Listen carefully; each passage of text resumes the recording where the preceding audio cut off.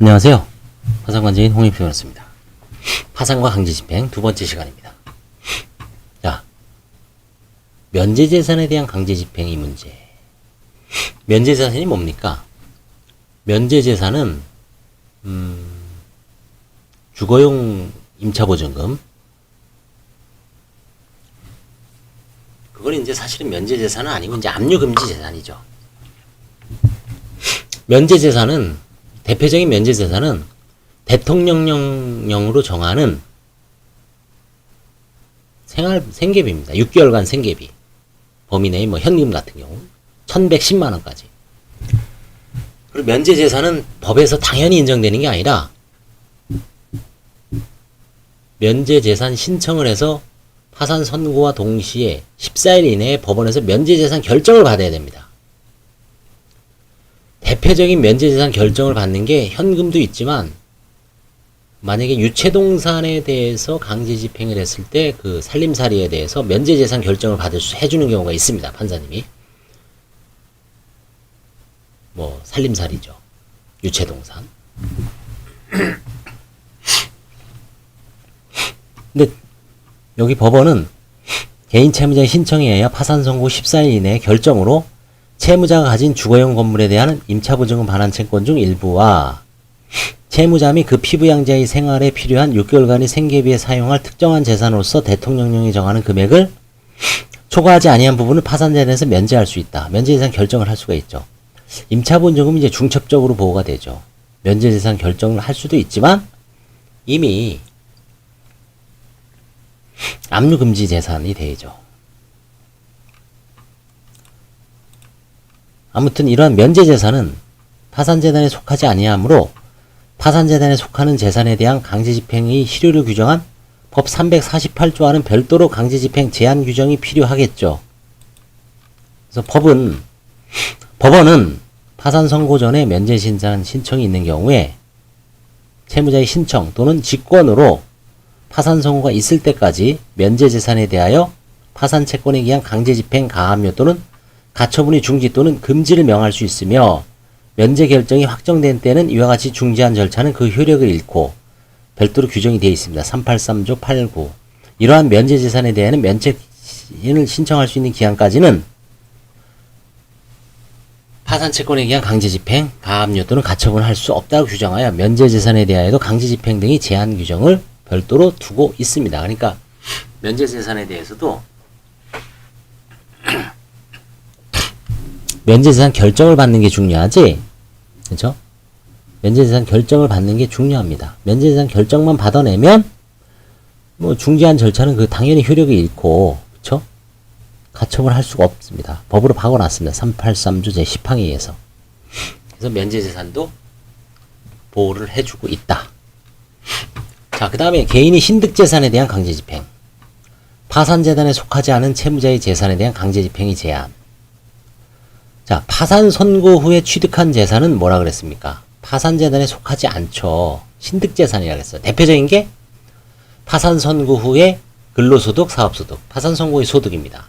그 다음에 이제 뭐 상속재산 같은 거. 그 다음에 이제 뭐 우연한 소득, 뭐 복권 당첨금이라든지, 누구한테 뭐 거액을 증여받았다든지, 도움을 받았다든지.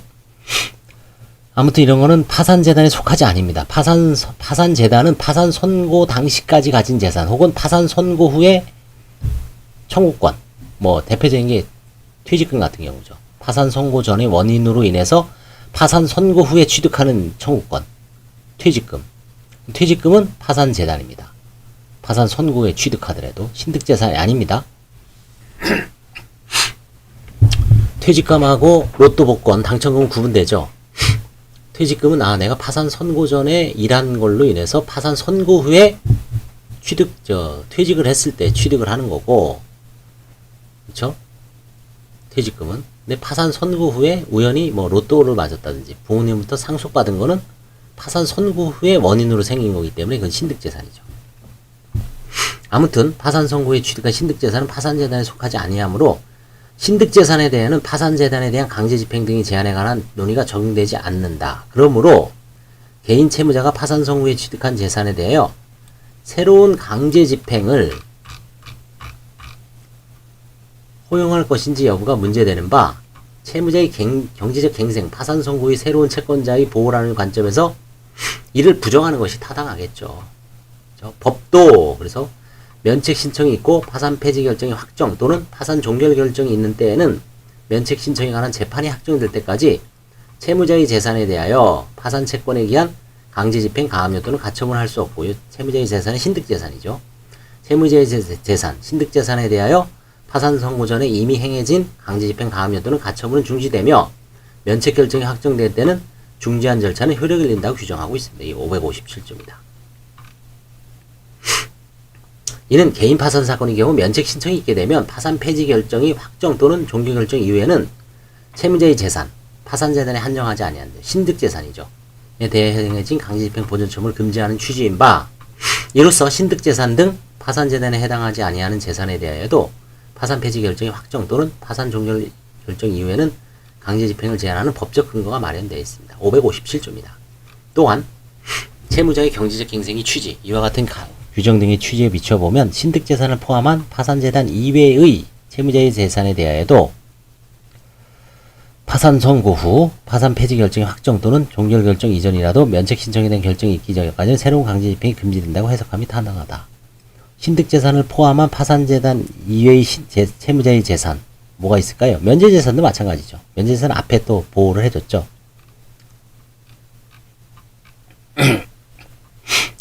자, 그 다음에 채무자의 임금채권 어떨까요? 채무자가 파산 선고 후 취득한 신득재산에 대하여 파산 선고 전에 이루어진 강제집행의 실효 문제는 발생할 여지가 없음이 원칙이다. 다만 임금채권이 압류된 후에 채무자가 파산 선고를 받은 경우 그 압류 효력은 압류 후에 받을 급류에 미치게 되므로 신득재산에 속하는 임금채권 부분에 대하여도 압류 효력이 미치게 되겠죠.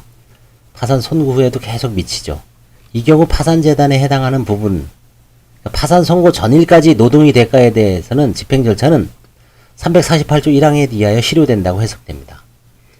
만약에 이제 파산 선고 전에 3달간 100만원씩 300만원, 파산 선고 후에 200만원이면 그 300에 대해서는 이제 실효가 돼서 그거는 이제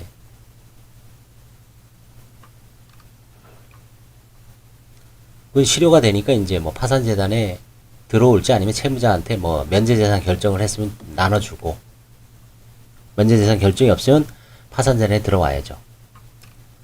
그러나 파산재단에 해당하지 아니하는 그 파산 선고 이후의 그 압류 부분, 속하는 부분에 대해서는 557조 1항의 규정에 따라 강제집행이 중지된 후 면책 결정이 확대된 내용 가점이 실효된다고 해석된다. 그건 따라서 채무자가 갖게 되겠죠, 돈을.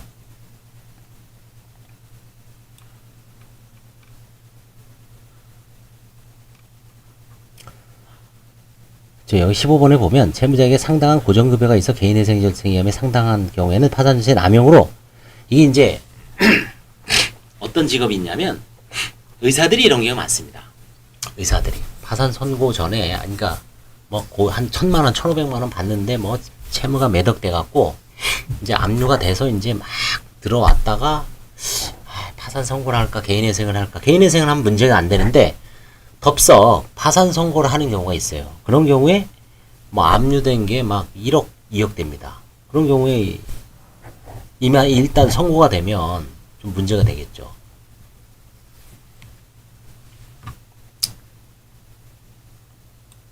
그래서 결국은 임금채권은 파산 선고 전권은 파산재단에 들어가겠죠. 실효가 돼서. 다만 이제 그 실효된 그 임금이 뭐 한 300에서 한 1,000만원 미만이라면 면제재산의 취지를 준용해서 또 환가를 안 할 수도 있습니다. 환가를 할 수도 있고 안 할 수도 있고. 그거는 이제 관제인 내지 재판부의 재량이기 때문에 뭐 제가 보기엔 한 500 미만은 안 할 것 같고 한 500에서 1000 정도면 일부 할 수도 있을 것 같아요. 그런 경우는 드문더라고요. 개인 파산에선 임금 갖고 퇴직금 오히려 문제가 되고.